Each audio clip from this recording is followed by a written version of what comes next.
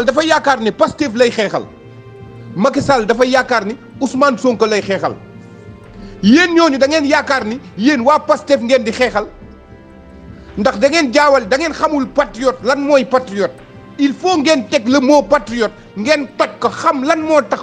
patriote du question ku ànd ak Ousmane Sonko rek wala ku bokk ci Pastef rek déedéet képp ku bëgg sa réew képp ku am looy apporter sa réew képp kuy def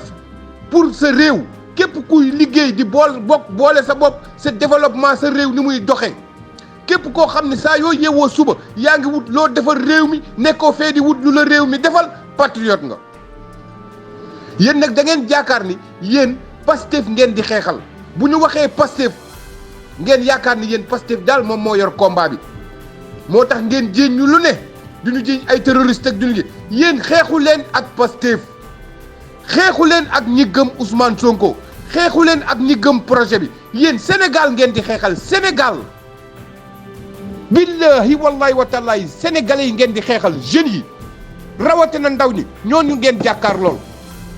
ñi bokk Pastef ak ñi bokkul Pastef parce que bokk Pastef taxul doon patriote ñàkk bokk Pastef teewul doon patriote moo tax da ngeen juum da ngeen réer ci xeex bi da ngeen yaakaar ni Ousmane Sonko ngeen di xeex moo tax ku ngeen jàpp rek jël yóbbu kaso torturé rey ku ngeen jàpp rek jël yóbbu kaso rey bëri na ñu ngeen rey du question bokk Pastef moo tax amuñu sax carte mais Sénégal la ñuy défendre Sénégal loolu moo leen réer ci xeex bi yéen da ngeen jaawale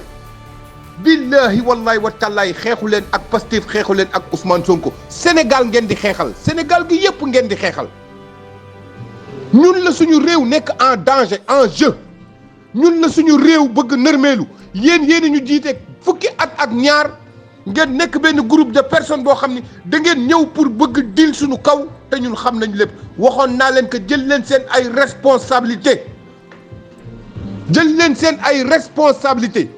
révolution bi du fi bàyyi kenn parce que révolution bu agressive ngay gis billahi wallahi wa taala révolution bu agressive amul yërmande amul sentiment amul baal amul yërëm amul tous parce que fu ne jaar nañ fa ak yéen yërëm nañ leen fi ba perte combat dootu ñu ko defaat yërëm nañ fi ay policiers di leen may ndox ñoom ñu ñuy faat dootu ñu ko defaat ay policiers daanu nañ fi ñu ñëw di leen yëkkati dootu ñu ko defaat kon xam nañu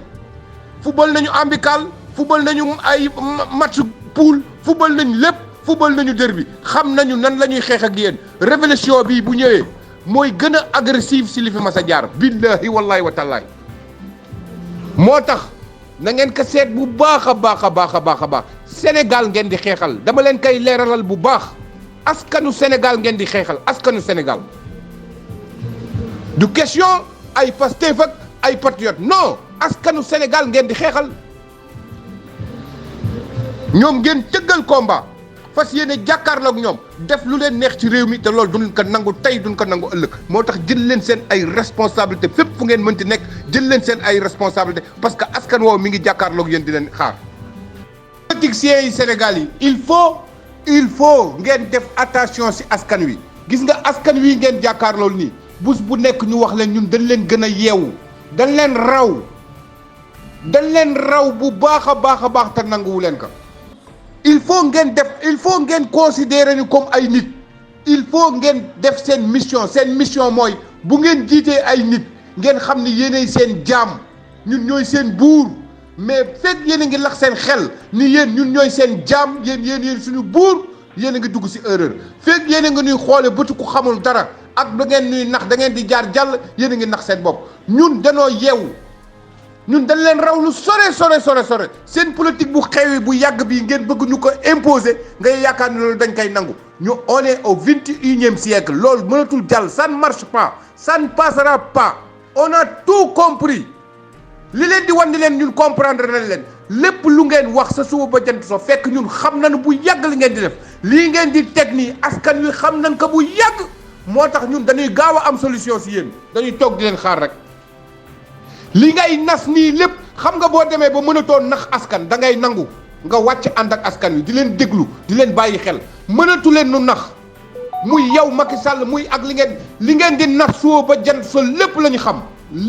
ñu xam plan yi ngeen di teg dil yi ngeen di teg lépp la ñu xam lépp moo tax justice bi nërmeelu parce que da ngeen bëgg yor askan wi ci fen moo tax justice bi heure bu waxee bu wàccee dogal askan wi xam li ciy dëgg ak li ciy fen parce que da ngeen dëkke fen yàgge fen yaakaar ne fen yooyu mooy continuer seen politique gu saleté bi esclavage bi ngeen yaakaar ne ñun moom la ñuy continuer loo tout est changé lépp a changé